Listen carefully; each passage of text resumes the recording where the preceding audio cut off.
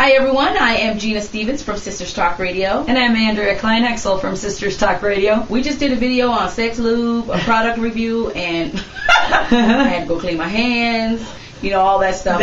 Not for what you think. That didn't come up. If you saw the video, you know why I had to go clean my hands. But we wanted to do a second video this evening.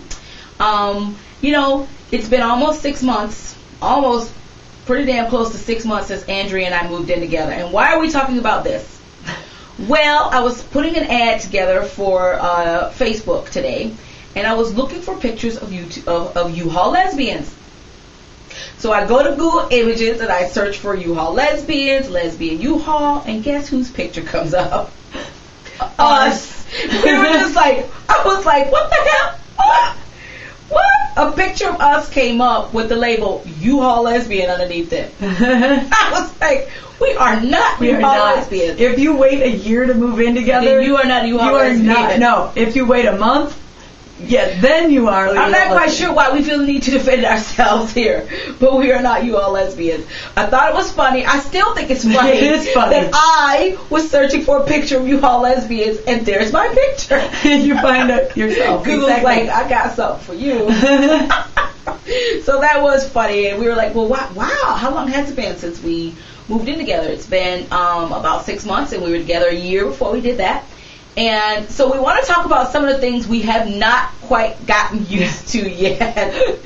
So the thing, you know what? I'm going to let Andrea start. No, I always start. Go ahead. What are some things, one thing, two things, a dozen things you haven't gotten used to yet? Well, for probably obvious reasons, Gina has children, and so I, being a single person up until this relationship, joined this family. So it wasn't just moving in with Gina, it was moving in with her kids and the cats. So my entire life completely changed as far as quantity goes. So quiet Andrea time is no longer a possibility. I think I had one weekend a couple weeks ago, and I was gone. Oh my God, I'm not going to do anything. I'm going to lay on the couch. I'm going to wear my pajamas, and it was great because that's one thing I'm not quite used to yet. I've gotten a lot more comfortable in it. That pretty much anytime you do anything in the house, there is somebody else present. At some time, be it 3 in the morning or 6 in the morning or 8 o'clock at night. There's somebody else. She ain't used to having to keep the noise down when she has sex.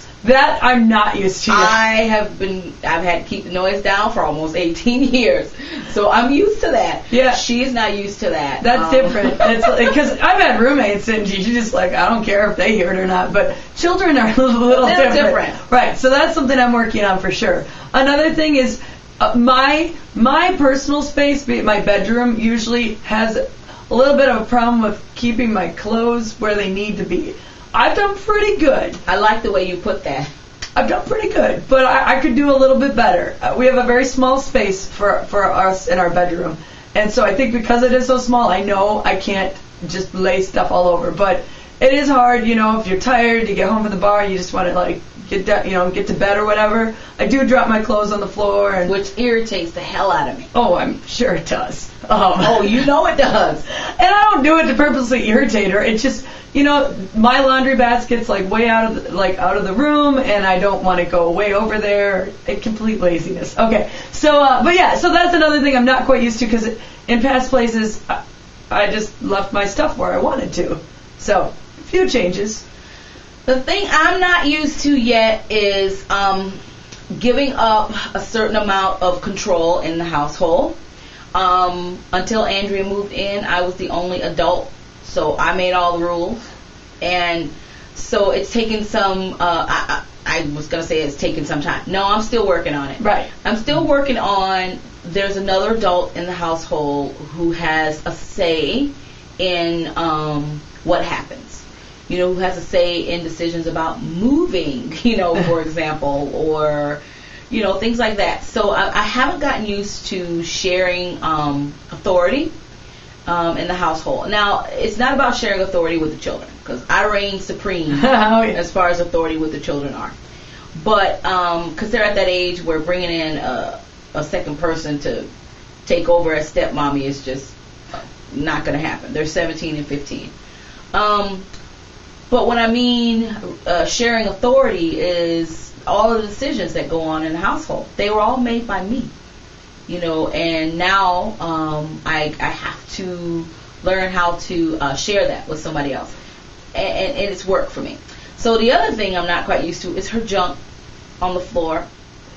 Now, I'm not the neatest person, but clothes on the floor, shoes all over the place just drives me nuts. If I'm the kind of person who would push everything under the bed just so it's not on the floor, And when I get undressed at night, my clothes go on the table next to the bed, not on the floor, which her clothes could go on the table next to the bed and not on the floor.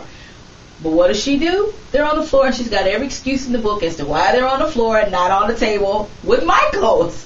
So that I haven't gotten used to. That just drives me absolutely nuts that there's clothes on the floor. And I don't care what excuse she gives. She's just too lazy to get it. Right, but for the most part, they do get moved within the day. Like within a day. Right, within the day, they get moved. It takes 20 seconds to put them on the table next to the bed.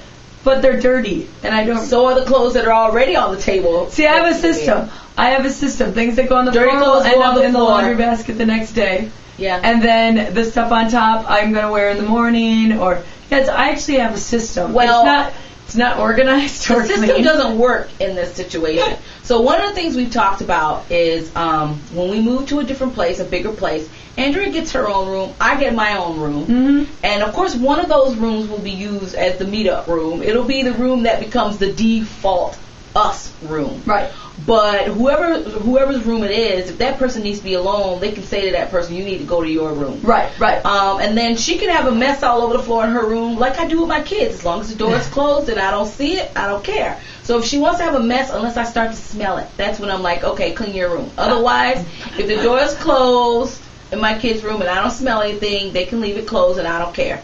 So same thing with Andrea. We're going to move to a bigger place so she can get her own room. And then she can do whatever the hell she wants in her room as long as the door's closed and I don't have to see it. Right. So those are a couple of things. And I know those are small. Other people are like, man, that's it. You just don't. Well, but here's the thing. Gina has an office space and spends a lot of her time at the office space. And so we don't have a lot of time in the house that we're butting heads as far as space-wise. And I think that has been a good thing for us. That was a good thing because I was working from home and an office space from home. As a matter of fact, just as Andrea was moving in, it was like the same week. A week later moved out into my own office space because I knew that was not going to work. I was like, no. Where I work is also where my girlfriend lives now. It's also where my children are. Everything happens under this roof, and I knew that was not going to work. Right. And so, literally, she moved in 1 week, and the next week I moved into my own office space, away from the house, right, in an actual office building. So, is there, anybody else struggling with, still struggling? Maybe you've been living together 3 years already, and you're still struggling with things like they can't replace the empty toilet paper or, things like that. So let us know, sisterstalkradio@gmail.com. We are also available on iTunes. All you have to do is go to iTunes and search for Sisters Talk Radio. We're available on Stitcher. Stitcher's a podcast application for your BlackBerry or your iPhone. And if you're watching this video and you're not on YouTube watching it, our YouTube channel is youtube.com/Sisters Talk Radio. Thanks for joining us. Bye. Bye-bye.